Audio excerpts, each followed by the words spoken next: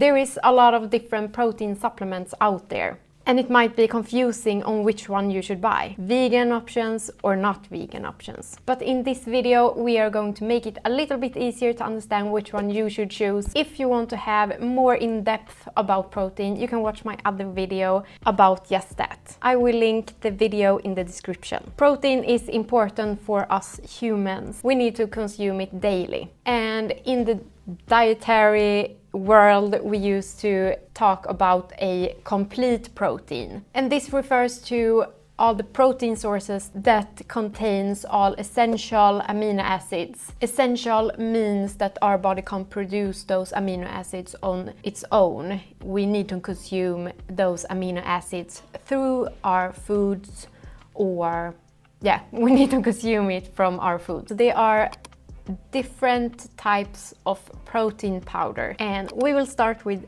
the vegan options. Every vegan option might not be a complete protein, so we need to have that in back of our mind to choose the best option for us. If we want to have a specific vegan option that is not a complete protein, we need to combine two different vegan options to make it a complete protein. So in this video I will talk about soy protein, pea protein, oat protein and hemp protein. Soy protein is a complete protein. This usually is a little nutty and neutral in taste, so it could be used as both as a shake but also to include in smoothies. It is easily soluble and therefore don't leave any weird textures. Mostly it is quite cheap as well. And then we have pea protein, which is not a complete protein, and also oat protein is neither a complete protein. Pea protein is very mild in taste but gives a thicker and grainier consistency. The price is often not the most expensive but not the cheapest either. Oat protein is usually slightly sweet and of course taste of oats. The consistency are creamy and have a price range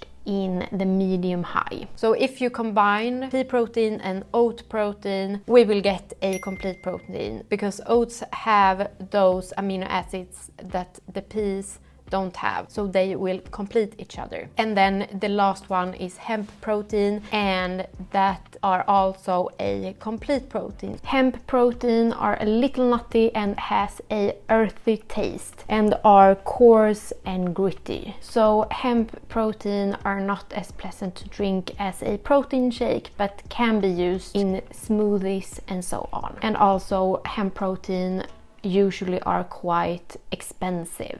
We also have to think about that vegan protein sources does not have the same bioavailability than the protein sources that comes from animals. Bioavailability. Bioavailability.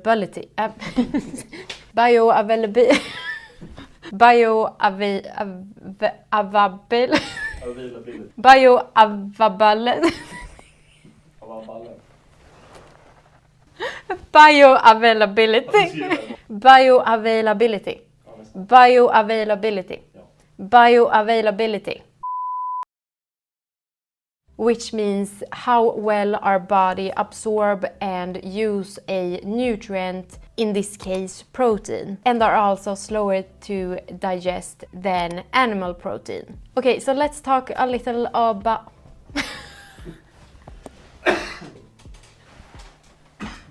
So let's talk a little about milk protein. There is in total two different sorts of animal protein or milk protein sources: whey and casein. Our body can absorb the whey a little bit faster than casein. Casein is a little thicker than whey, that usually are more of a liquid. Whey do have different levels of purity, and purity in whey is when the lactose and fat is removed. So yeah, the higher the number, you know, whey 80, whey 100, and then we have isolate. So 80 are not as clean or as pure as 100, and isolate are the purest. So you can say that whey isolate are the highest quality of all the whey protein out there. And this is why isolate usually are more expensive than whey 80 and whey 100. There is also a protein called clear whey, and this is also made out of milk but are a little bit cleaner than isolate, and this is more like a juice than a, you know, the milky protein shake feeling. So if you don't like that feeling, you can choose clear whey instead. Alright, should you use a vegan option or a milk protein? Depending on what consistency, taste and use for the protein powder you want, it doesn't really matter if you are choosing a vegan protein powder or a milk protein powder.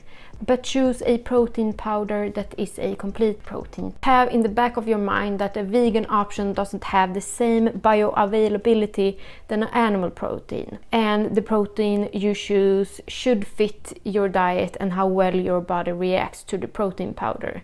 And then you should be good to go. If you want me to go more in depth about other protein sources, let me know in the comments below.